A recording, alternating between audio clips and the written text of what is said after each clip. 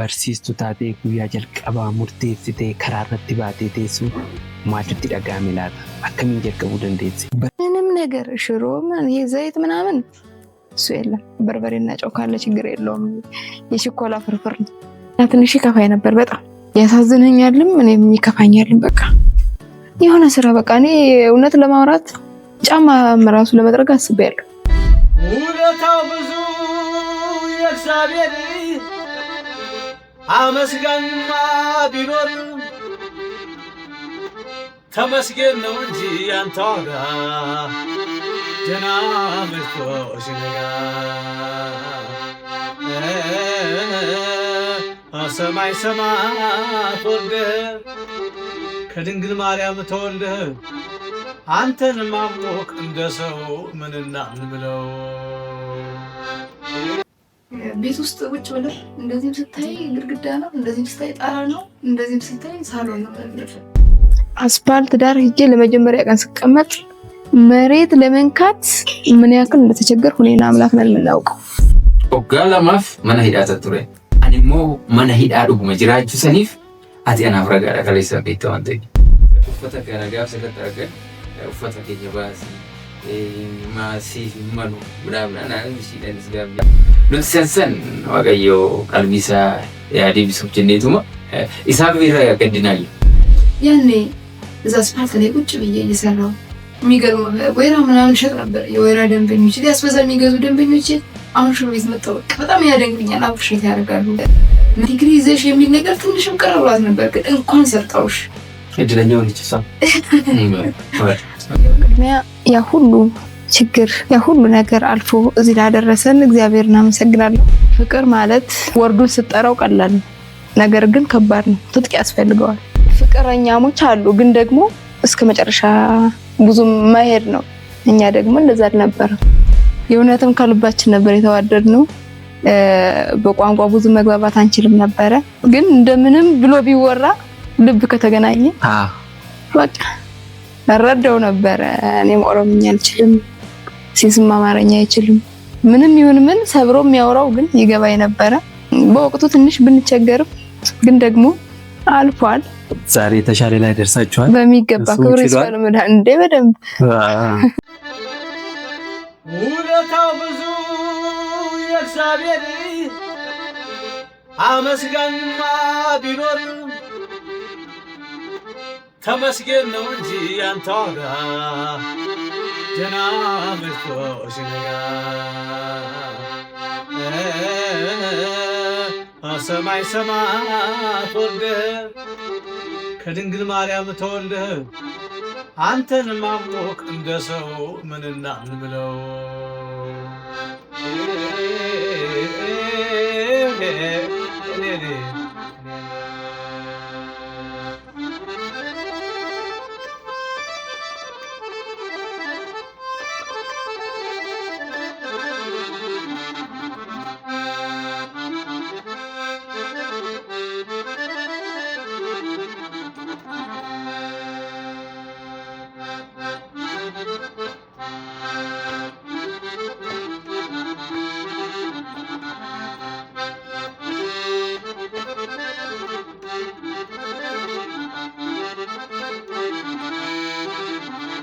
jaalalli kiyyaa fi kasalaa jaalala hidda fageeffate salaalee haga Goojjameetti kutee kacee mucayyoo asheenitu Goojjamee dhuftee Samaraatti na eegde anis immoo salaalee kutee achittiin argame Affaaritti kanuma keessa fiildii tokko waliin baranna tureeyyuu dipaartimentii tokko jalatti fiiziksii baranna amma barsiisota fiiziksiiti jechuudha nuti.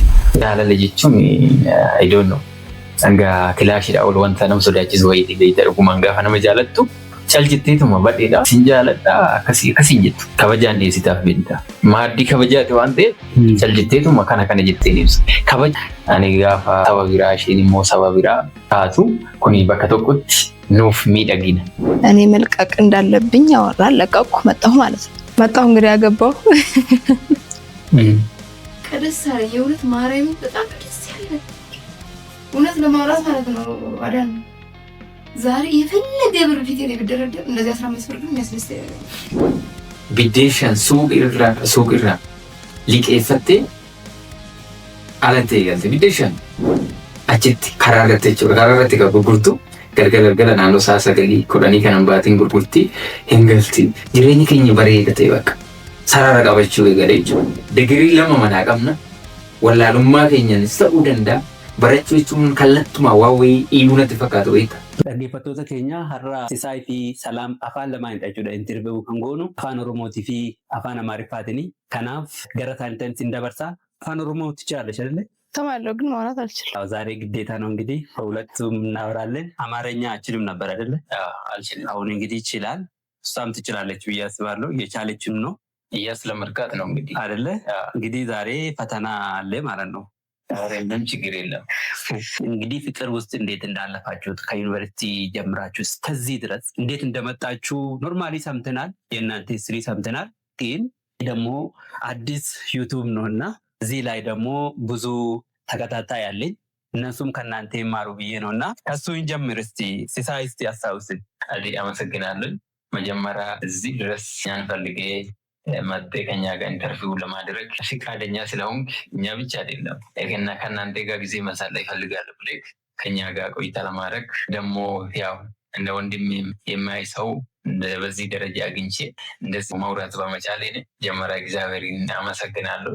አንተም ደግሞ ወንድማችን ኑርልን። ብዙ ጊዜ አብረን አሳልፈናል። ከአንተ ጋር እንደዚህ ተቀምጬ ማውራት በመቻሌ ጊዜ ደርሶ ሁሉ ነገር አልፎ ፈቃዱ ሆኖ ዛሬ እንደዚህ ስለተገናኘ በጣም እድለኛም ነን ብሎኛልም ለማለት ነው። ምን ነገር በይስ ያጣላም በኦሮምኛ ኤሮ ቢራ አፋን ኦሮሞ ነናሳ ሀራገሩ ደገፈቶታ ኬኛ ዲፈማ እሺ ዲፈማ ሲጎኔ ጅራ ትችላለች። ትችላለች፣ በጣም ትችላለች። አሁን አክሰንት ብቻ ነው ቀረ፣ ደግሞ ታስተካክላለች። እንግዲህ ወደ ጥያቄ እንሂድና አንተ ጥያቄ ላይ የተወሰነ ነገር ብላል፣ በአፋን ኦሮሞ ደግሞ የተወሰነ ነገር በልና ከዛ በኋላ ወደ ሌላ ጥያቄ እናልፋለን። እሺ ኡልፋድ ወዴ ሰሙራ ዱፍቴቶኒ የሮን ወሊን ደበርሱ ነው ፈቂ ዋንዴ አቲ ኦቦሌሳ ኬም ሰማባዲ ከበኙ ፊጃለን nama daandii guddinaa irra jiruudhaati si waliin carraa haasa'uu akka sa'a kana eeyyamee kan nuuf laate waaqayyoof galanni haa ta'u. Nuti immoo si waliin kaleessa eenyummaa keenya waan wal beeknuuf baay'ee waan waliin dabarsineef sadarkaa kanarra geenyee baga wal argine baga guyyaa kana intarviiwudhaaf jecha yeroo jalqabaatiif karaa miidiyaa kee Koochoo Milkaa'inaatiin wal argine siin jedha. Ulfaadhu ገለቶም ሲሳይ ከዩኒቨርሲቲ ድረስ እስከዚህ ድረስ እንግዲህ ያው ሰው ማለት የማይችል የሚባል ፈተና ውስጥ ነው ያለፋችሁት። እግዚአብሔር ይመስገን ዛሬ ግን በቃ የተሻለ ደረጃ ላይ ደርሳችኋልና እስቲ እንዴት ነው ታሳውሺ እስቲ አንቺ? በቅድሚያ ያ ሁሉ ችግር ያ ሁሉ ነገር አልፎ እዚህ ላደረሰን እግዚአብሔርን አመሰግናለሁ። ሁለተኛ ላይ ደግሞ ታሪካችሁ ተመልካቾችን ያስተምራል፣ ሰዎችን ያስተምራል፣ አመለካከታቸውን ይቀይራል። ጥሩ ታሪክ ነው ያላችሁ ብለህ እንደ ወንድምም እንግዳህ ልታደርገን ቤታችን ድረስ ስለመጣህ ከልብ እናመሰግናለን። አመሰግናለሁ። እኔም እንግዲህ የፍቅር ትግል ከባድ ነው አይደል? ከዩኒቨርሲቲ ጀምሮ ነው እንግዲህ አብዛኛው ሶሻል ሚዲያ ላይ ብዙ ጊዜ እንትን ብለናል፣ ብዙ ሰው ያውቃል። ፍቅር ማለት ወርዱን ስጠራው ቀላል ነው፣ ነገር ግን ከባድ ነው፣ ትጥቅ ያስፈልገዋል። በፍቅር ደግሞ ዋጋ መክፈል ደስ ይላል በጣም። ሰው በማይሆን ነገር፣ በጥላቻ ሰዎችን በሚጎዳ ነገር፣ አንድነትን በሚያፈርስ ነገር ዋጋ ይከፍላል፣ በማይጠቅም ነገር። ለፍቅር የምትከፍለው ዋጋ ግን በጣም ደስ ይላል፣ በጣም ያስደስታል። እና ከዩኒቨርሲቲ ጀምሮ እንግዲህ ይህን ያህል ዓመት አብረው በፍቅር መቆየት ማለት ቀላል አይደለም። ደስ የሚል ነገርም አለው፣ ፈተናዎችም አሉ። ዩኒቨርሲቲ እንግዲህ ታውቃላችሁ፣ አብዛኞቻችሁ ዩኒቨርሲቲ ውስጥ በጣም ደስ ይላል። ፍቅረኛሞች አሉ፣ ግን ደግሞ እስከ መጨረሻ ብዙም ማይሄድ ነው። እኛ ደግሞ እንደዛ አልነበረም። የእውነትም ከልባችን ነበር የተዋደድነው። በቋንቋ ብዙ መግባባት አንችልም ነበረ፣ ግን እንደምንም ብሎ ቢወራ ልብ ከተገናኘ እረዳው ነበረ። እኔም ኦሮምኛ አልችልም፣ ሲስም አማርኛ አይችልም። ምንም ይሁን ምን ሰብሮ የሚያወራው ግን ይገባኝ ነበረ። በወቅቱ ትንሽ ብንቸገርም ግን ደግሞ አልፏል። ዛሬ ተሻለ ላይ ደርሳችኋል። በሚገባ ክብር ይስፋ ለመድኃኒዓለም። እንደ በደንብ በጣም ጥሩ። አንቺ ሳይሆን አንተ እያለ ነበር የሚጠራኝ፣ ዛሬ አንቺ ሆኗል። ዋና ማለፉ ነው በጣም ትልቁ ነገር። የማይለመድ ደግሞ የለም። በትክክል ዛሬ እንግዲህ ሲሳይ ኢቭን አሁን ኢትዮ ስኩል ቲዩብ ላይ መጀመሪያ በብዛት በአፋን ኦሮሞ ነው እየሰራ የነበረው። አሁን ጊዜ ግን በብዛት በቃ በሁለቱም እየሰራ ነው። እንግዲህ አይታወቅበትም። አሁን በቃ ኖርማል ችሏል። እንግዲህ ቤሲሳይ ቱርቲ ከና ዋን አጃይባቲ ሀገማ አፋን አማሪፋትን የቹዳ ባኢናኒ ሶሻል ሚዲያ ረት ከስነርጋ ቱሬ አፋን ኦሮሞቲን ገሩ ዋይ ሴና ከና ሶሻል ሚዲያ ረት ሀገማትን ባኔ ቹዳ የሮ ጀልቀባት ምነት ፈካታ ከናፊ ነሞኒ አፋን ቸንደንዴኝ ባኢናን አከስን ዶቆተኒ አከስን ራበረተኒ አከም ቱሬ ሀሊቺ ሳሜን ትሚ ሚገገባፊት Galatume egaa waa'ee jaalalaa kanaa haasa'uudhaaf yeroon gaggabaabsamee waan nama ga'u miti. Keessattuu jaalalli kiyyaa fi kasalaa jaalala hidda fageeffate salaalee haga Gojjametti kutee kacee achiis immoo garatti Gojjamee hanga salaales jechuu ni dandeenya. Yeroo gabaabaa keessatti haasa'ee xumuruudhaaf waan danda'amu natti fakkaatu ani garuu na yaala gaggabaabsee haasa'uudhaaf. Egaa ka jaalala jechuun adee kennaadha. Filannoo miti. Nu garuu namaa namatti garagara haalli itti hubannu miniingiin nuti jaalalaaf kenninu garagaraa jechuudha. Bara 2009 ture gara yuunivarsiitii Samaraa Affaar iddoo oolmaa keenyatti garasii malee nudhachuu barnoota kutaa 12 akkuma xumurre achitti kaasheenis mucayyoo asheennitu Gojjamee dhuftee Samaraatti na eegde anis immoo salaalee kutee achitti argame Affaaritti kanuma keessa fiildii tokko waliin baranna tureeyyuu dipaartimentii tokko jalatti fiiziksii baranna amma barsiisota fiiziksii jechuudha nuti. Barsiisa taanee waa'ee koorsii qofa barsiisuu osoo hin taane waa'ee jaalalaa amma hubannoo qabnu lallabuu barsiisuu baruun waan xiqqaa miti jechuudha gatii guddaa qaba. Asis immoo hin jirtaa duratti barsiisaa biraati jechuudha. Hara garuu maqaadhaan wal baafna maqaa kabajaa suni akkuma jirutti ta'e jechuudha. Kanaaf Affaaritti erga wal argine kumasin jedha dipaartimentii fiiziksii jalatti kilaasii tokko baranna. Shinkaa suutuma gara dirree jaalalaa kanatti makamuun keenyas waan ololatti fakkaatu. Saniin kaa eenyu akka gaafate amma yaadadhu. Sana zimna dilamitti waan hidha xayyaqee alaaqni yaalkoon. Ajjina jedhin. Macheme አንተ ነው እንግዲህ በኦሮምኛ አወራለች ሳምንት ሰማለች ለምን እንደዚህ ያህል ግን አንተ እኮ ነው ብላ በኦሮምኛ ታውራ ብዬ እኮ ነው እንጂ እሱ የታወቀ ነው። እና እቺ ከሰቲ ጋፊ ያለላ አኔ ሼዳ ይሴ ሳምቡዳ ቻሌንጅ ጫልጀዴቲ ሚቲ አነስ ሙጫ ባዲያቲ ሽኒስ ሙጫ ባዲያቲ ጋፋ ጃለላ ከና ሀሰኑ ቤታ ዋዊ ፋተ እንትረጋ እንቤ ዋንቴፊ ጫልጀኔቱ ጋፊ ሲንጃለተ ጅች ከና ባስ ጋፍ jechichi baay'ee paaworii qaba. Nama qaanessa jecha kana sin jaalladha jedhee itti muudhaaf gara waggaa tokko ta'an eegeen ishee. Galgala waliin dubbisnaa guyyaa kilaasii tokko waliin barannaa giifne hin jira miti jaalala jechuun I don't know. Hanga kilaashiidha ol wanta nama sodaachisu wayiitii beeyta dhugumaan gaafa nama jaalattu caljetteetuma badheedha sin jaaladha akkasiin jettu kabajaan dhiyeessitaaf beekta. Maaddii kabajaati waan ta'eef caljetteetuma kana jetteen ibsa. Kabajaaf amma malu ol namni sun haa beekuu baatus siisitti ulfaata. Natti ulfaatee ture tokko naannoo waggaa tokko booda nan gaafadhee afaan Amaariffaa hin beeku. Akkamitti gaafadhu. Tokkoffaan wanti na rakkisee afaan Amaariffaa tureyyuu. Afaan kana gidi dhiiranis dubaraanis aanteen jedhaani hanchii naaman eella. Kanaaf suni baay'ee dhiibba narraan gahaa ture. Haa ta'us eeyyama rabbii ta'ee hundumtuu yeroo isaa eegee yeroon gahee guyyaa wayii nan gaafadhe. Isheenis baay'ee natti dallantee turte. Booda turtii yeroo booda immoo irra deebi'eetan dhiifama gaafadhe wanta si gaafadheef dogongoreera. Jaalaluma dhiyeessiteef kanaa dhiifama gaafadha. Mufachiisuu barbaadne tureyyuu. Isheenis maaliif na barbaaddeetti isheen mucaa qalbii qabdu beektaa. Saljettee toni fakkeessuudhaaf isii miti miidiyaa irra jirraaf isii miti waa'ee namaa tokko ifaan haasa'uu qabnu ta'e rakkoon qabu jira. Kanaafuu isheen san duras jaalalatti seenteen beektuu gaafiin jaalalaa kun yuunivarsiitii laayifii waan jedhamu jira akkasumatti wanta jaalala adeemtuu wayii jiraachuu dandeessu jira yuunivarsiitii ishee saniin qabamtee ishiin iddoon taane ta'uun barbaadu. Nama sirriidhaan wal argitee wal bartee hagaa bultii ijaartee waliin jiraachuu qofa ture kaayyoon isheen. Sanirraan deemnee kunoo as geenye jechuudha. Walumaan eebbifamnee tuni. Chaalenjiin isaa baay'eedha. Chaalenjiin achi keessatti ani gaafa saba biraa isheen immoo saba biraa taatu kuni bakka tokkotti nuuf miidhagina guddaadha. Garuu immoo hubannoon namaa immoo garagara mitidha. Namni hammeenyas yaadee miti tarii hanqina hubannoo ta'uu danda'a beektaa. Namni amma daandiin abbuma laaliif sirriidha mitidha. Anaaf amma wanti natti mul'atu karaa sabaaf sablammoota waan biraati nama biraatti waan inni mul'atu waan biraati. Kanaafuu achi keessatti akkuma wal jaalatanii ijoolleen kun hanga dhumaattuu fi karaa gaaffii negaatiif saayidiin kunis dhufu baay'ee jira. Ani yeroo isa waan isa jedhu amma waggaa 8 kun irra argisi. Miidiyaan beeku fira keenya keessa namni miidiyaa irra hojjetu tokko hin jiru. Inni waan isaan beeku gaafa chaalenjii nutti baay'atu salaam guyyaan kun darbee gaaf tokko hin barsiisna. Namoota hin barsiisna jechaan bira waggaa 8 irra.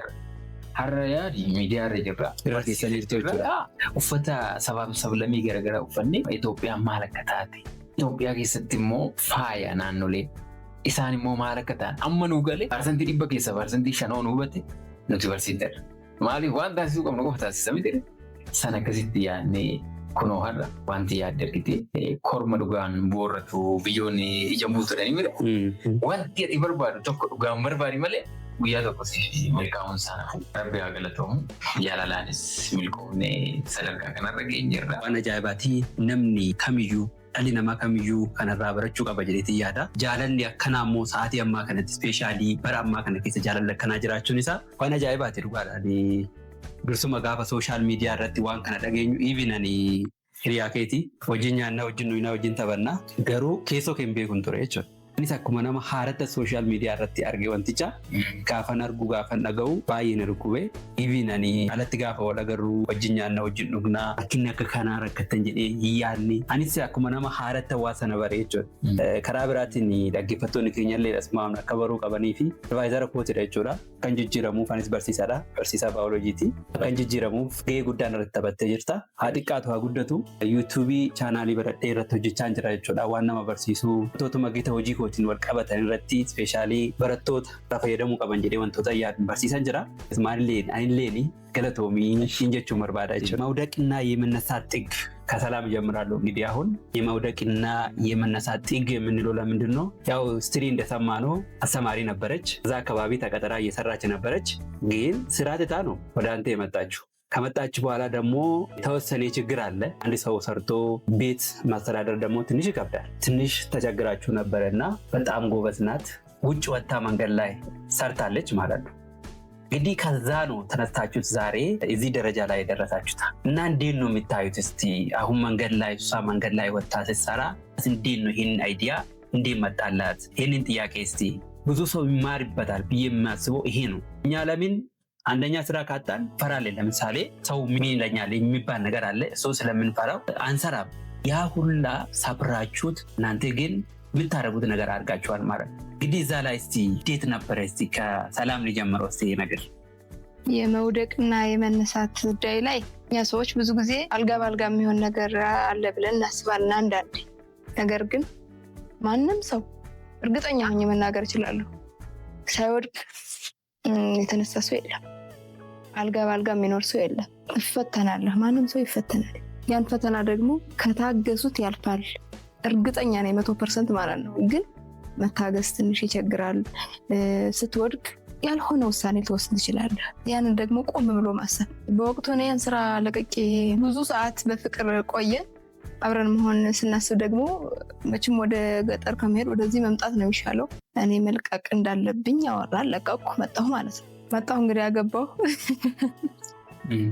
አዎ ደስ ይላል። እንግዲህ አብረን መኖር ጀመርን ማለት ነው። ሰው በአንድ ደሞዝ የቤት ኪራይ ችሎ አስቤዛ ችሎ አንዳንድ ነገሮችን አሟልቶ አይሆንም። እንደመጣሁ በቃ ጥሩ ነበር። ግን እየዋለ እያደረ ወጪው ሲበዛ ማለት በፊት ከሚያደርገው ነገር እኔ ስደረብ የሆነ ጭማሪ ነገር መውጣት ይጀምራል። ትንሽ እየተቸገርን መጣን ማለት ነው። አንዳንዴ ከባድ ነው ታውቃለህ። ሴት ቤት ውስጥ ሚስት ቤት ውስጥ ሆና ምንም በሌለበት ቤት ውጭ መዋል ይሻላል። አንዳንዴ ሰው ስራ ውሎ ሲመጣ ያልሆነ ነገር ይዘህ ስትቀርብ ደስ አይልም። ለምን ወጦ የሚገባ ሰው ቤት ውስጥ በቃ የሆነ ነገር ታስባለህ እንጂ በዛ መልኩ ይቆየኛል ብሎ አያስብም። ምንም ነገር ሽሮ ይሄ ዘይት ምናምን እሱ የለም። በርበሬና ጨው ካለ ችግር የለውም። የችኮላ ፍርፍር ነው እና በጣም ያሳዝነኝ ነበር እውነት ለማውራት። ሰው እዛ ቆሞ አስተማሪነት እንግዲህ እኔ ላንተ አልነግርም።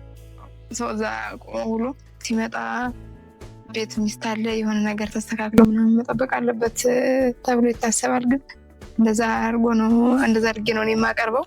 ትንሽ ይከፋኝ ነበር። በጣም ያሳዝነኛልም እኔም ይከፋኛልም። በቃ በቃ አንድ እዛ እኔ አስተማሪ ያለው ጉራጌ ጓደኞች በጣም ጎበዝ ነበሩና እንደዚህ ጠልፍ ይሄ ዳንቴል ስፌት ምናምን እችላለሁ ምንም ማለት ታማ ጎበዝ ነኝ። እዛ የሰራኋቸው የአልጋ ልብሶችና ጠልፍ በቃ የሆነ ቀን በጣም ሲያሳዝነኝ በቃ ዛሬ ሽጬ የሆነ ነገር ሰርቼ መጠበቅ አለብኝ ብዬ አሰብኩ።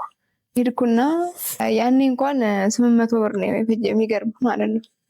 አልገዛም አሉኝ ሰዎች። ይሄ እኮ አያዋጣሽም ይሁን በቃ ተቸግር ለምኜ ነው በቃ 400 ብር ነው የሸጥኩት። በቃ ገዛዘሁና በቃ ሰራርቼ ምናምን ከሰራዬ ይዤ ቡና ፍልቼ ምናምን ጠበቅኩት። ምንድነው ዛሬ ምናምን አይ በቃ እንዲሁ ይከፋኛል፣ ግን በጣም ከባድ ነው። ብቻ አሁንም ድጋሚ እንደዚህ ያደረኩ ግን ያ ነገር ቀጠለ። ለአንድ ቀን ነው የሚሆነው። ያ በቃ ሰላም የሆነ ነገር አድርጊ ብዬ ለራሴ በቃ የሆነ ስራ በቃ እኔ እውነት ለማውራት ጫማ ራሱ ለመጥረግ አስቤያለሁ። ለምን በቃ እንዴ ሰው በይሉኝታ ነው፣ ግን ያ ደግሞ ምንም ማለት አይደለም። ለምን ያኔ እንደዛ ሲቸገር ያልጠየቀ ሰው የሆነ ነገር ቢል አይ ዶንት ኬር። እዚስ በቃ የሆነ ስራ መስራት አለብኝ በቃ ምንድነው ምናምን ሲለኝ በቃ ኮብላይም ቢሆን ቁጭ ብዬ ልስራ። ያው ብዙም ማለት አሁን እሱ ከዛም ትቼ እንደዚህ የሚል ነገር ይሰማል። ብዙም ደስ ላይለው ይችላል፣ ግን ደግሞ አማራጭ ስለሌለ ይሁን በቃ አለ። የሆነች ልጅ አለች እግዚአብሔር ይስጣት። እውነት ውለታ ከፋይ እግዚአብሔር ነው። እግዚአብሔር ውለታዋን ይክፈላት። አናገርኳትና 5 እንጀራ ሰጠችኝ። ማለት እንጀራ ሱቅ ላይ አሁን ቅድሚያ ዝም ብለው ነው የሚወስዱ። ከዛ ከተሸጠ በኋላ ነው ብር የሚሰጡና ችግር የለውም ሰጃሪስ ያለ ብር 5 እንጀራ ወሰድኩ ማለት ነው።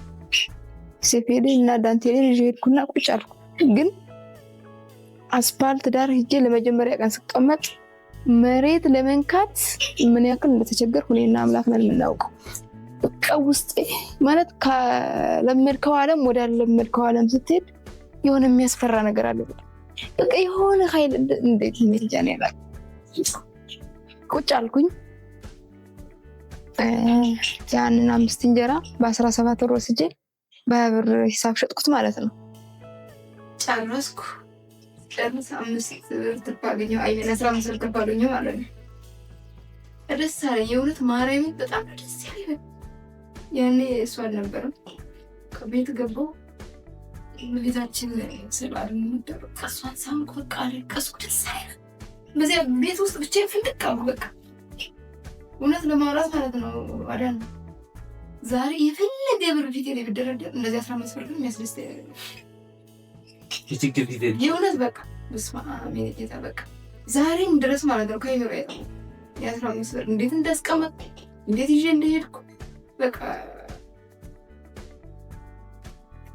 እና እንደዛ እያደረኩ ቀጠል ማለት ነው። በቃ ከዛ በኋላ እያልኩ በማግስቱ 10 15 20 ምናምን እያደረኩ ከዛ በኋላ ሽንኩርት፣ ቲማቲም፣ ካሮት፣ ነጭ ሽንኩርት፣ ቀይ ስር ምናምን በቃ እያልኩ እያደረ ያመጣ ማለት ነው። ከዛ እንደምፈልገው ስራ ሁሉ ሲመጣ ቡና ፍልቼ ጨፌ ጎዝጉዤ በቃ ከሰላይ ዝና በቃ አሲት ያለበት ቤት ትንሽም ቢሆን ባለው በቃ መሰራው ሰርቻ ሲይዛት እንዴ በቃ ደስ አለኝ። በቃ የሆነ በቃ እኔ አላውቅም፣ ግን አንተ በጠየቀው ጥያቄ መሰረት ያኔ እንደዛ ሲቸገር ማለት ነው ስንቸገር ቤት ውስጥ ቁጭ ብለህ እንደዚህም ስታይ ግድግዳ ነው፣ እንደዚህም ስታይ ጣራ ነው፣ እንደዚህም ስታይ ሳሎን ነው ማለት ነው። ያኔ ብዙ ነገር መወሰድ ይቻላል አይደል?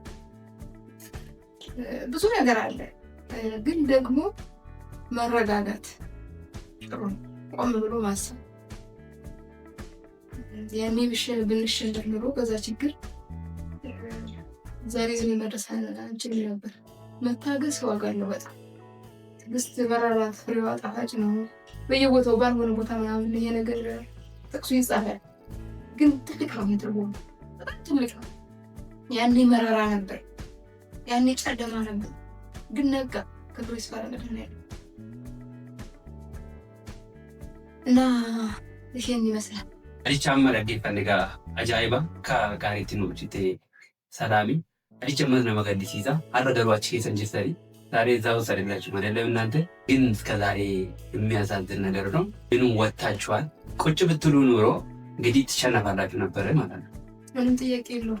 ሲሳይሜ አፋን ኦሮሞትኒ ያሪቸ ከና ከመቲን ላልቴ ሮሰነ የሮሽን bakkeetti baatee alatti biddeena gurgurtuu akkasumallee wantoota gurguramuu danda'u kanneen akka dinnichaa fi shunkurtii maaloo kana gaafa isheen karaa irratti baatee gurgurtu hin beekama. Naannoo keenya keessatti namni ilaalchi namaa waan ta'eef akkamittiin mo'attee yaadatan mo'attee akka isheen hojjettu murteessite kan gabaafetimee dhaggeeffattoota keenya nuti.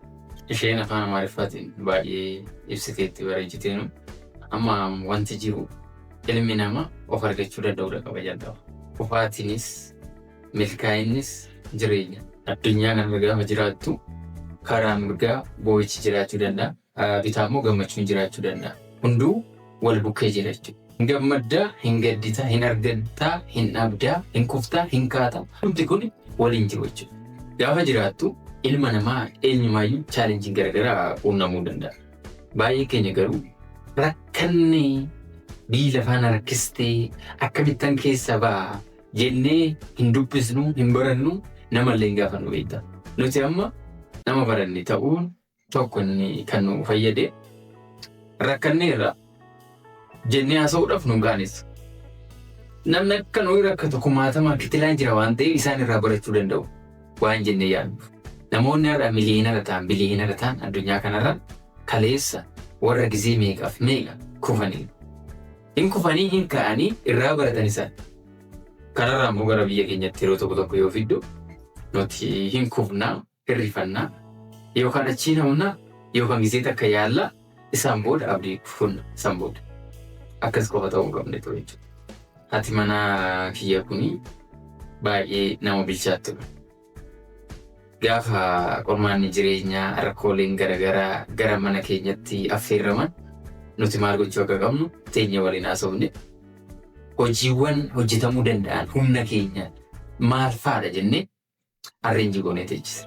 Isaan kun akka kophee qulqulleessuu, karaa irratti akka muuzii kana gurguruu. Walumaa mari'atan. Mari'annee murteessina maal hojjechuu dandeenya. Waan xixiqqaa jedhamu kana isarratti mari'annaa beektu. Waan qarshii 1,000 hojjetamu. Waan qarshii 100 hojjetamu. Waan xixiqqaa. Kana gochuudhaaf garuu tolfaachuu danda'a beektaa. Ayidoolojii natti qabdu barattee iddoo guddaa taa'uu, barattee iddoo guddaatti mul'achuu qofa ta'ee keessa keetti amansiiste wanti miila kee jala jiru sitti mul'atu ati akkuma rakkataatti of laaltaa, abdii kuttaa, bootaa yaadde san ga'uudhaaf waan xixiqqaa kanatti akkamitti iddoo xixiqqaa kanatti yoo mul'atte namni maal siin jedha. Gaafa nuti dhabnee, gaafa nuti rakkannee jiraannu namuu siniif jiraannu hin jennu. Gaafa nuti waan xixiqqaa hojjennu yoo mooraalii nu buusan gurra maalitti dhageessaatti nama ufata. Karaa kan nuti dhaga'uu qabnu rakkina mana keenya uleessanii nu dabadamu immoo oduu namni ala keessatti odeessu filannoon keenya jechuudha. Nuti gurri keenya Rabbi haa galatoomu waan xixiqqaasaniif bakka hin kenninu ture. Kanaaf haati manaa kiyya hojii xiqqoodhaan eegaluun qabatte waan si ajaa'ibu namoonni viidiyoo kana argitan irraa barachuu dandeessu. Haala tarii mana keenya gaafa akkatti ilaaltan guutuu fakkaachuu danda'a. Wanti hundi waan jiruuf wanti rakkina argine isinitti fakkaachuu danda'a. Garuu sanii miti. Kaleessa ani dhagaarra soon taa'e, soofarra soon taa'e wanta tokko jijjiirama natti hin qabu. Maaliif anumata achirra taa'e eenyummaa kiyyaa nama madaalama malee wanta irra teenye sanii miti jechuudha kan madaalama. Kanaaf ishee waliin gaafa haasofnu waan si ajaa'ibu kutannoo hojiidhaa qabdu, kabaja hojiidhaa qabdu, jaalala hojiidhaa qabdu, jijjiiramuudhaaf hawwii qabdu irraa akka ka'e biddeen 5 suuqirraa liqeeffattee alatti eegalte. Biddeen 5 yaadanii biddeen 5 kana gurgurtee birrii 15 argattee dhufte jechuudha. Waa ana baay'ee naamilee beektee baay'ee natti tola. Maal seete? Isheen biddeen 5 hojii eegalte kuni boruun ishee maal ta'a? Gaafa wanta xiqqaadhaan eegaltu waan guddaa argachuun keenya ol beekta. Haala saniin tokko lama jettee waan xixiqqaa hoo gurguramu achitti karaa irratti jechuudha. Karaa irratti kan gurgurtu galgala naannoo 9:10 kanan baatiin gurgurti hin galti. Jireenyi keenya bareeda ta'e bakka sarara qabachuu eegale jechuudha. Namni maallaan jedha. ilaalcha dhiigoon kun ulfaata beektaa. Osuma hin qabaatin akka nama qabuutti of ilaaluu dandeessa beektaa.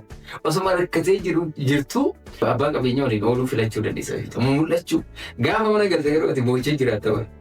Dukkanaan boo'ichaa guyyaa hin qabaatu. Isaan maaltu fide ofirraa hiyyummaa kana maa buqqisnee ta'uun hiddasaa hin gannu ka jedhudha.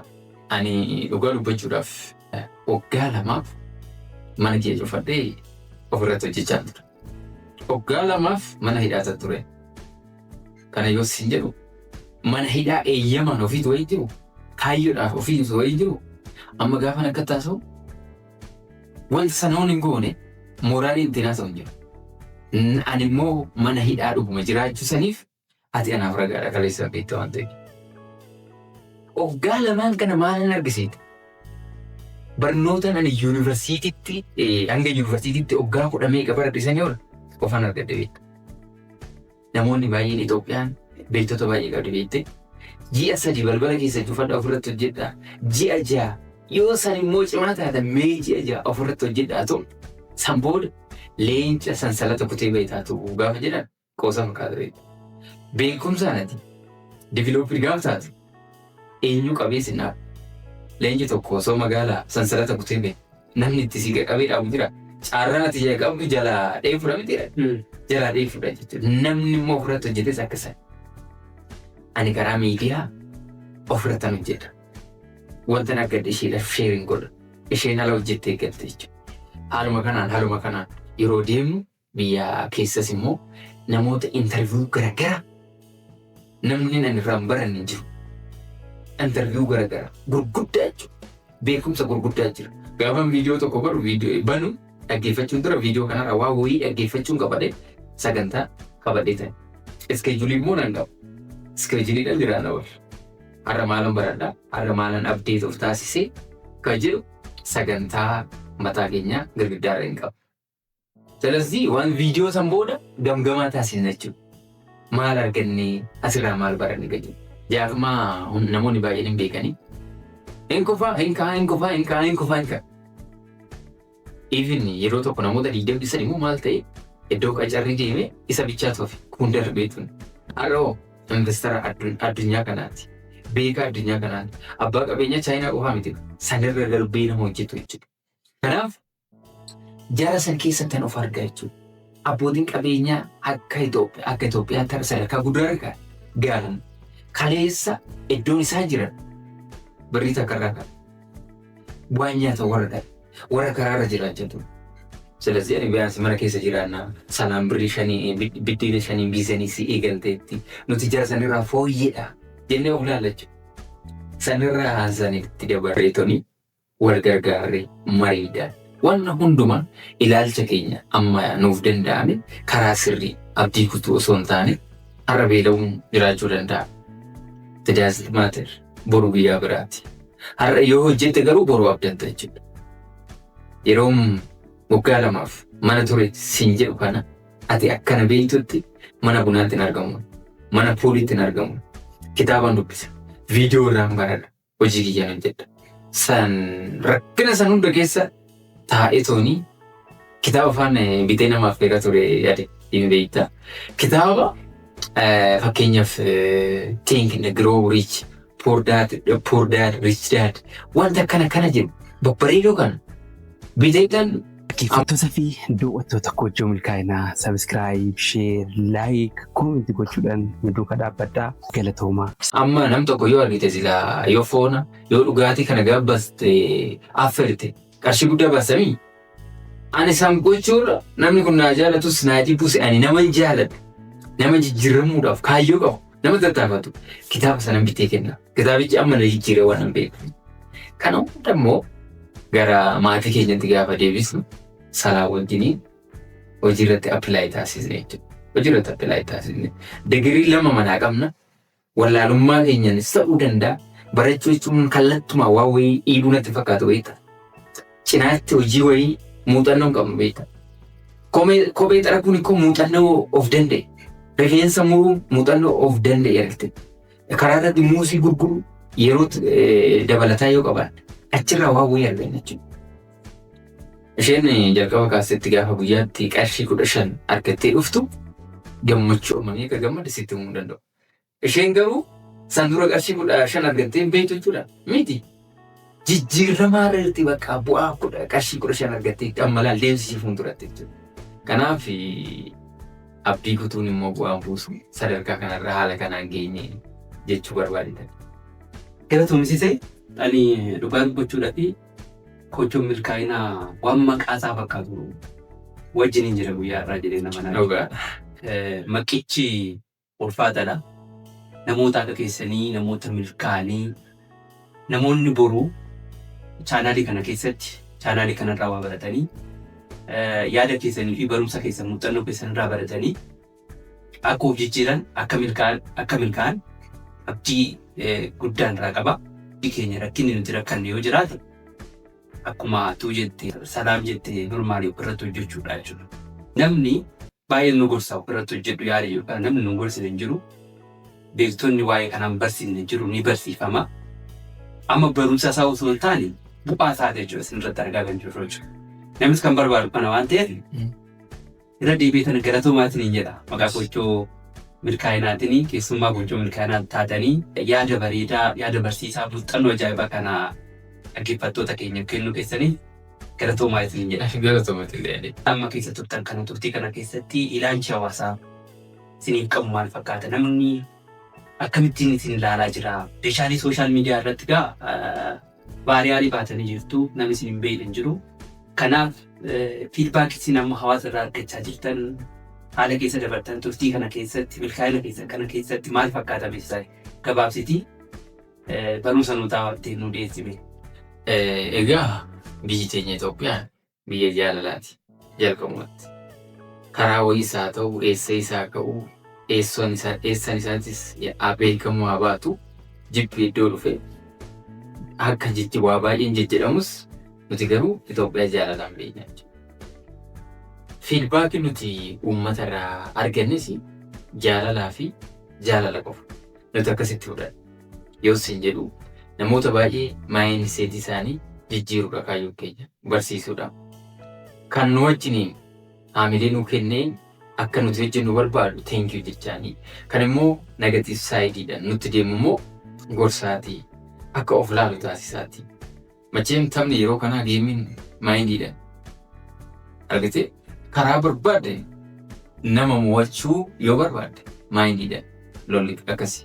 Nuti nama salaalittan aladde lola ulee kanasitti beekna jalatti guddanne hin arginas abbootiin keenyas sansaniin wal mo'achuu wal miidhuun jiraachuu danda'a.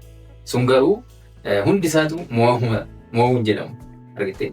Kanaaf nuti maayindii namoota baay'ee geeddarree namoonni baay'ee nutti gammadanii haala yeroo kanarratti hundaa'uudhaaf namoonni baay'een imimmaan isaanii dhangalaasanii toon sabaabisaaf namoonni Itoophiyaa eessa iddoon isaanii nuuf hin bilbileen jiru ture gammadanii toon jechuudha. Jabaadhaan jedhanii tooni nuti namoota haala kanaan imimmaan isaanii dhangalaasaa keessa isaaniif jaalala onnee irra madde nu laachaa turan kana malee kan nuti ilaallu namoonni baay'een hin jirani.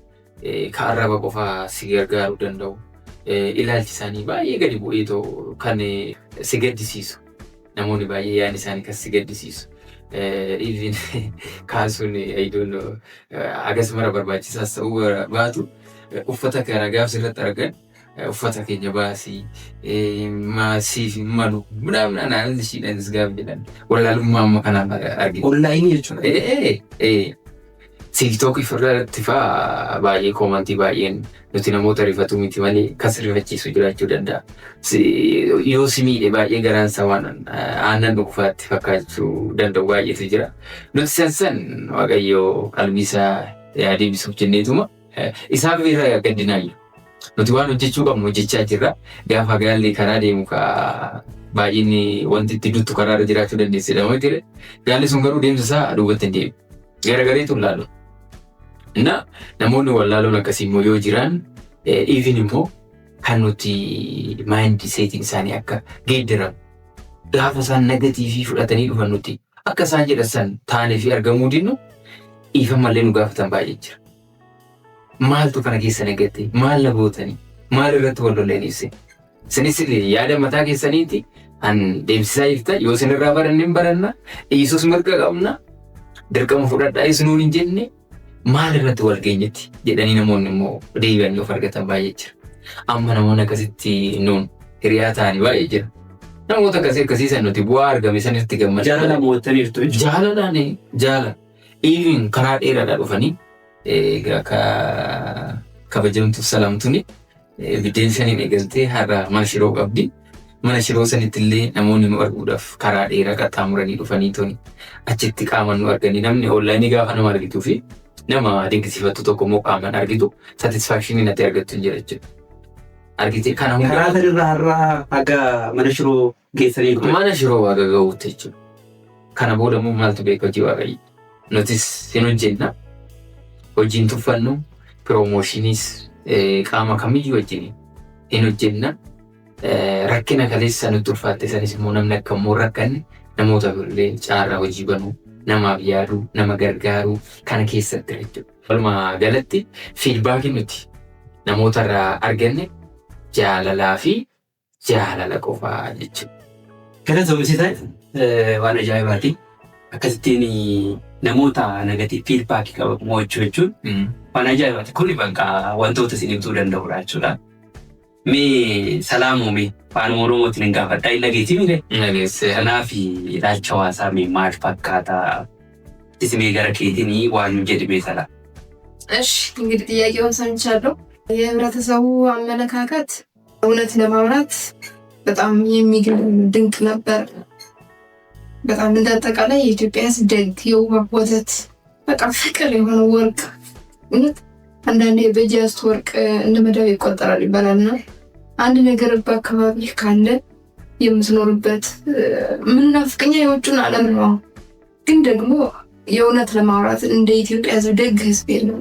በጣም የዋህ ሩህሩህ ያኔ የነበረው አመለካከት በጣም ደስ የሚል በቃ አይዟችሁ በርቱ።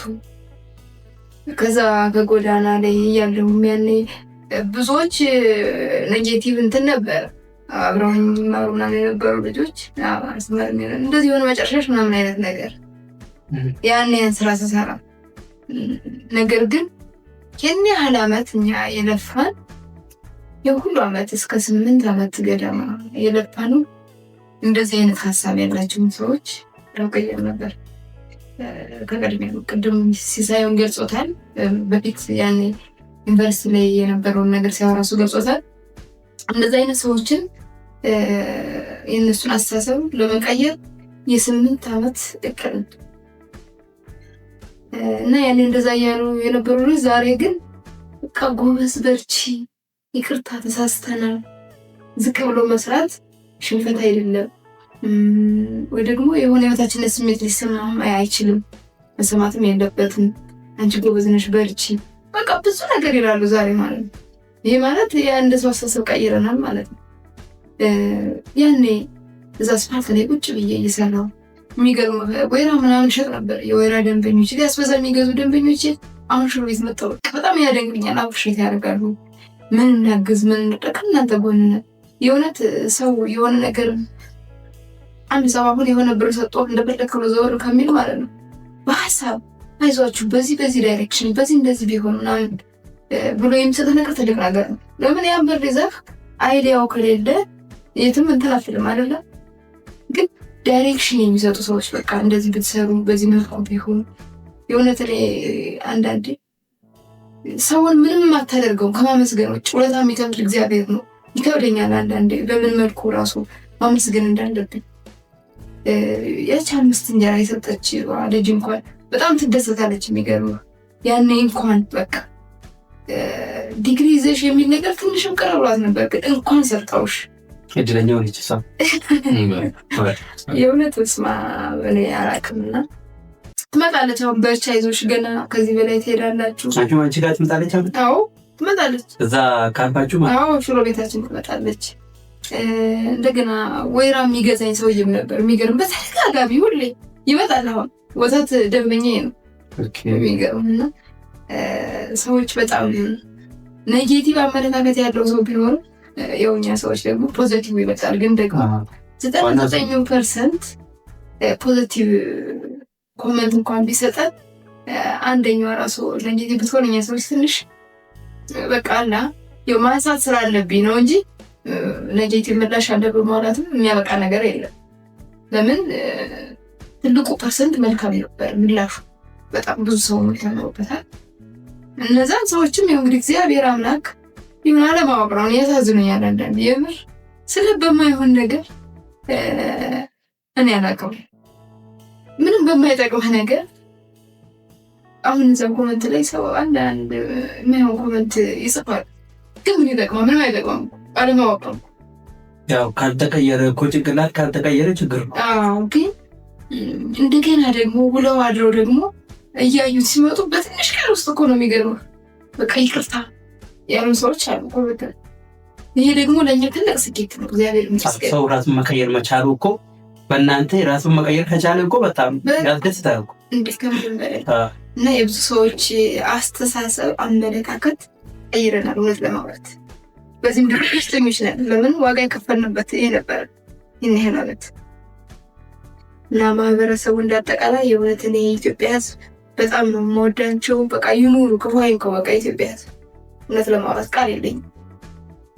አጋማት ወንቶታ ጋር ካታ ከንቶተሪ ተማ barsiisaadha, yuutuubara akkasumallee immoo biizinasii hojjechaa jirta jechuudha. Wantoota kana hundaa wal bira qabanii deemsuu ni danda'amaayi. Namoonni fakkeenyaa fi barsiisonni abbaa manaatii fi haadha manaa ta'anii barsiisaa ta'anii hojii wal fakkaataa keessa hojjechaa jiran kan hojjechuu hin dandeenye ni jiru. Maal haa barannu meesirraanti meeshaalee ani isa keessa jira waan ta'eef jechuudha. Maal isinirraa barachuu qabna? Akkamittiin hojjechuu qabna? Onlaayinii fakkeenyaaf yuutuubii hojjechaa jirta. Chaanaaliin kun monetaayiz ta'ee jira. Qarshirraa argachaa jirtaayi. Namoonni baay'een gaafatu yeroo baay'ee jechuudha. Kanaaf mee kana magala isaa gabaabsiti dargaggoota keenya barsiisota keenya hojii tokko qofa qabannee teenyuuf maal nu dhaamta? Baay'ee bareeda. Yaa'ii baay'ee gaafatamuu qabudha. Jalqabas baay'ee haasofneerra. Dhugaa jirtu akkasitti gadi asnee kan haasofnuufi seenaa hamtuu san haasa'uun kan barbaachiseef piroosesii sanirraa namni akka baratuufi. Ani barsiisadha. Digirii nan qaba. Yeroo dhiyootti immoo maastersiidhaan digirii lammaffaa biyya fiiziksuma ani eebbifama. Wanti tokko bichaan yeroo ammaa kana si jiraachisuu dhiisuu danda'a. Waan dabalataa immoo maalaan hojjedha jedhee namni ammaan ifati. Akka hiriyaa tokkotti yeroo walagaa haasaa xixiqqoo hin haasofnaa. Waan hin taane waliin hin mari'annaa. Hin mari'annu jechuudha. Argitee wanti guddaan isa sanii jechuudha. Namni of argachuu qaba. Mana tokko keessa abbaan manaa, haati manaa hojjetaan jiraachuu danda'u. Kana oli koo qabeenyi guddaan hin jiru.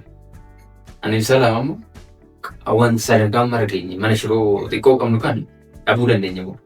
Beekumsa qabnu garuu dhabuu hin dandeessu. Deebinees immoo ittiin kaanee akka hojjennu kan nu taasisu ta'uu danda'a jechuudha. Beekumsa. Kanaafuu namni mana keessatti waliin mari'achuu, hojii tuffachuu dhiisuu. Ani yuutuubii Itiyoo Iskuultuu jedhamu irratti kaleessa gaafan darara baay'eedhaaf saaxilamu meeshaa xixiqqoo faan bita. Qarshii xiqqoon argadde meeshaa xixiqqoon bita. Ulaagaan guuttadha. Yuutuubii kiyya seentanii ilaaluu dandeessan. Itiyoo Iskuultuu jettanii.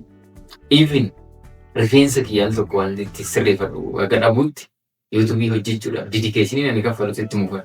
Rifeensa sirreessuu haga dadhabuutti ani garuu viidiyoon hojjedha. Mana barumsaa garagaraa irra deemitan daareettaa itti gaafatama mana barumsaa intarviiyuu taasisa. Barataan intarviiyuu taasisa. Gaafa kana namoonni baay'een natti qoosafaa turan. Gaafa nani viidiyoo hojjetu akka waan namni tokko yuutuubara beekamaa gaafa ta'u istiidiyoo bareeda gasaa gaafa ijaaru waan xiqqoo irraa kan kaanetti hubanna beekta. Miti nuti biyaansi hundi keenya namni lakkoofsa wallaalee jiraachuu dhiisuu danda'a baay'ee. Zeeroo tokko jennee akka eegalu akkamitti walla argite. Kanaafuu namni baay'een rakkinni guddaan rakkinaa olii of argachuu dadhabu. Bootaan ta'anitti argamuudha. Yeroo qisaasessuudha. Amma yeroo ani ifatti waliin haasofnu kana daqiiqaa lakkaa'ee jira. Daqiiqaan kuni umurii keenya irratti lakkaawamaa jirti beektu. Wanta nuti irraa qannasuu hin dandeenye boru gaabbiidhaan osoo yeroo san baradhee wanta jechuu hin dandeenye umurii keenya irratti dabalamaa jira jechuudha. Kun immoo booda boru gaabbiidhaan wata lamaa akka hin jiraanne har'a of argachuu, of irratti hojjechuu, kaayyoo qabaachuu, iddoo ga'uu qabu namni bariifatee teechifachuu dhugaadhaan isaaf hojjechuu. Saniif immoo biyaasi namarraa korrojuun hin jiraatu. Anam akkamitti jireenya akkam fooyyessu nam biradha biyaasi namarraa akkamittan korroja akka nama saniitti akkamittan jiraadha jedha waan biraadha.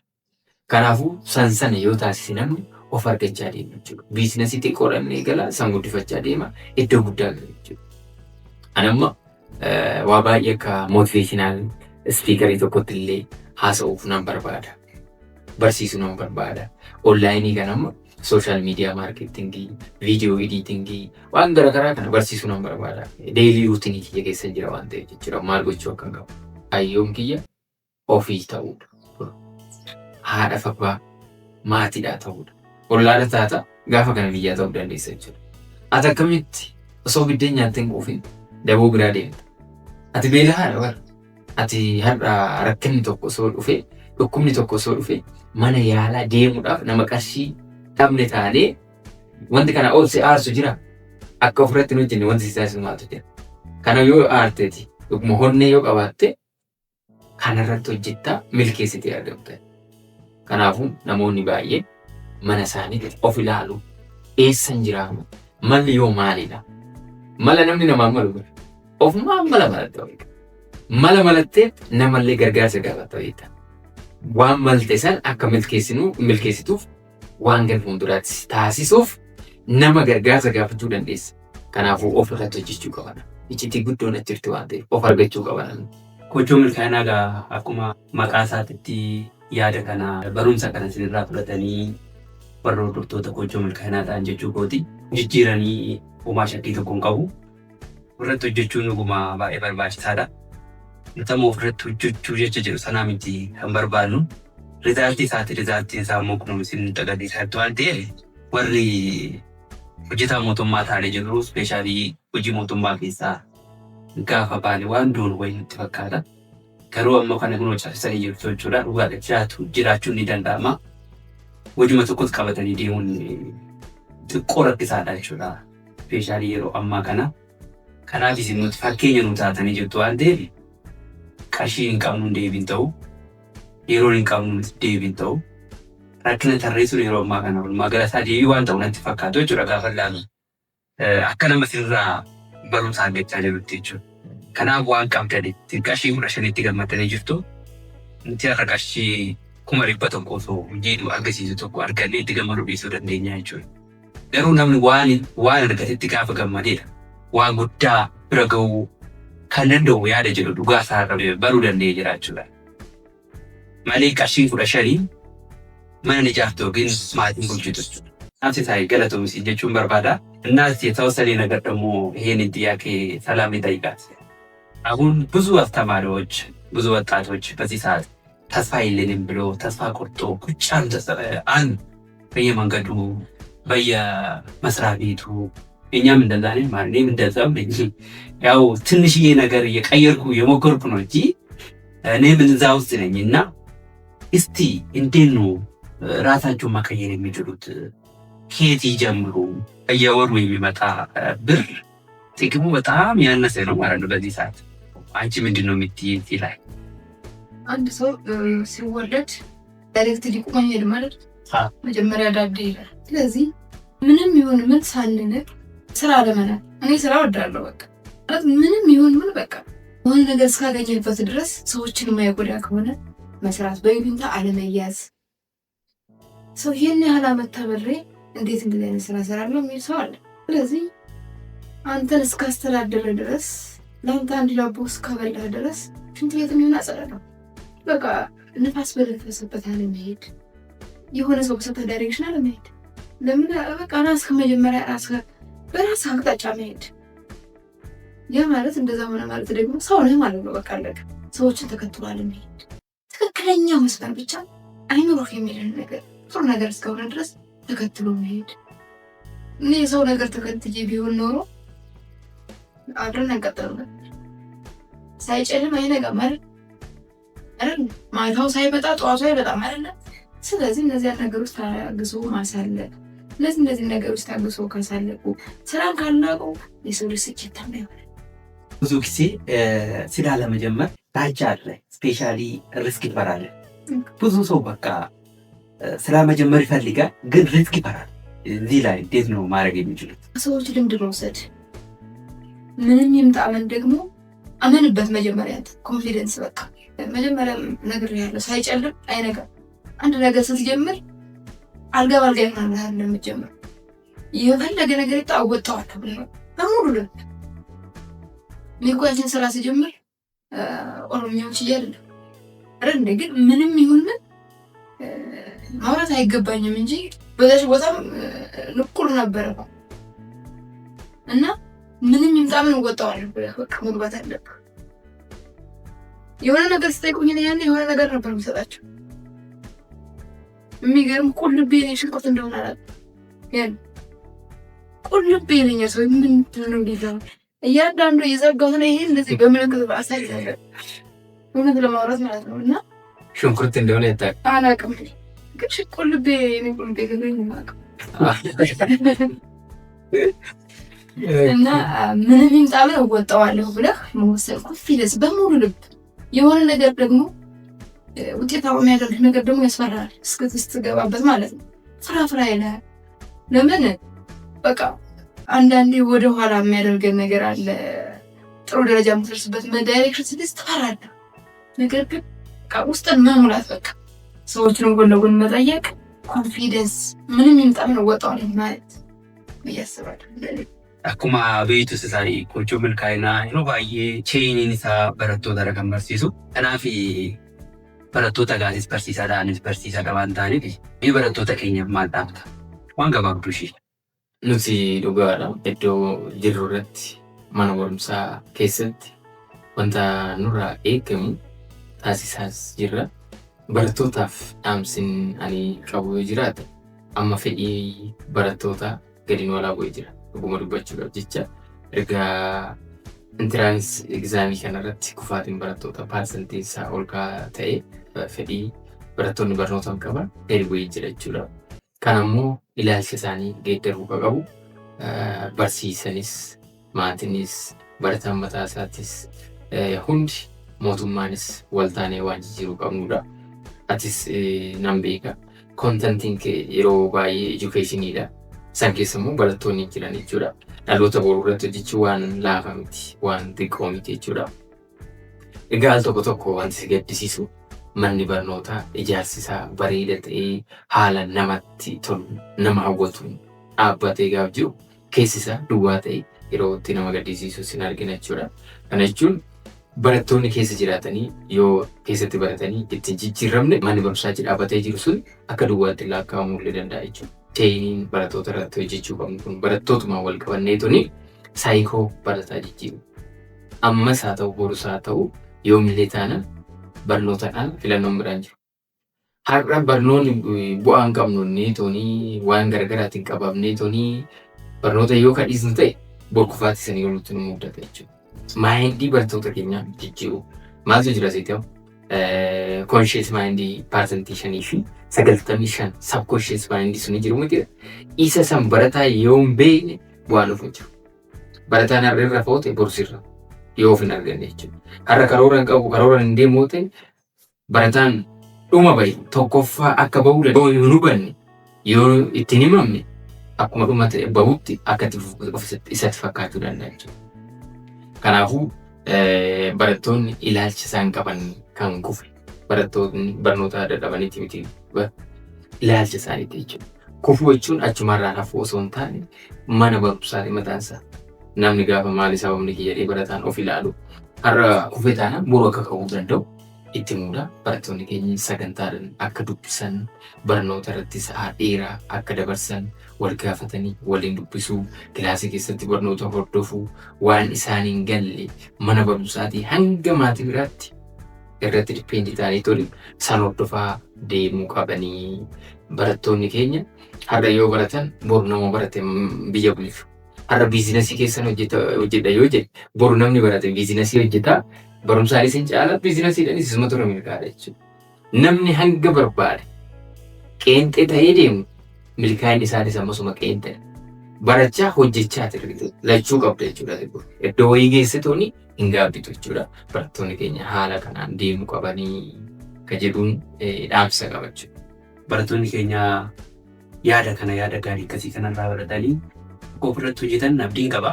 ሰላም ልምጣና መጀመሪያ ኢንተርቪው የሆናችሁት ጊዜ ማለት ፍጹም ጋር ማለት ነው ሲሳይ የተናገረው ነገር ነበርና ስጋ አላው አለ። እንዴት ነው አልታረቃችሁም? አልታረቀም። እሱ ነው እንግዲህ አይደለም የጠላው ከስጋ ጋርማ እንደዛ አልታረቅም። አሁን ገና ነው። ምን ሆነ ነው አልታረቃችሁም? አሁን ታላቢውን ነገር ትበልስ እኔ አሁን ለጥያቄ መልስ አለኝና ሳታወራው ጀመረ። ያው እንግዲህ እሱ እኔን አልምዶ እሱ ጠላ በመሃል የሚገርም ነው። ያኔ እኔ ስጋ አልበላም ነበር ባይዘው እሱን ያለመደኝ አንድ በግ አርዶ እሱ ነው ስጋ ያለመደኝና አንድ በግ ለአንድ ሰው የሰጠ ሰው ደግሞ የሆነ ነገር ማለት ችግር ሲመጣ ስታጣ የምትወደውን ነገር ትጠላለህ። በዛም አታልፍም። ማየት ማስፈልግ ከልብ መጥላት እኮ አይደለም፣ ግን ደግሞ ስለማችል እንደማይሆን አይምሮ ስለምን በዛ መንገድ ማለት አትፈልግም። እግዚአብሔር ይመስገን እንግዲህ ያልፋል፣ ተመልሷል፣ ታርቋል። አዎ በደንብ ጓዳዲ ጋፌት ጋፈቴፊ ኢንተርቪው ሚዲያ ገረገራ ratti taasisee ture ማለፊ አከቲ ሚዲያ irratti afaan oromoo kanaanis haasa'uu baannu miidiyaa afaan oromoo guddaa irratti jechuudha. Afaan amaariffaatiin miidiyaa Itoophiyaan qabdi jedhamtu baay'ee irratti hirmaannee ture. Achirratti dhugaadha. Ani foona jibbeen ture jedheen jira. Foona laaluu karaa irratti namoonni gaafa mana foona kana biisii ta'u እነዚህ ሰዎች ነው የሚሰሩት።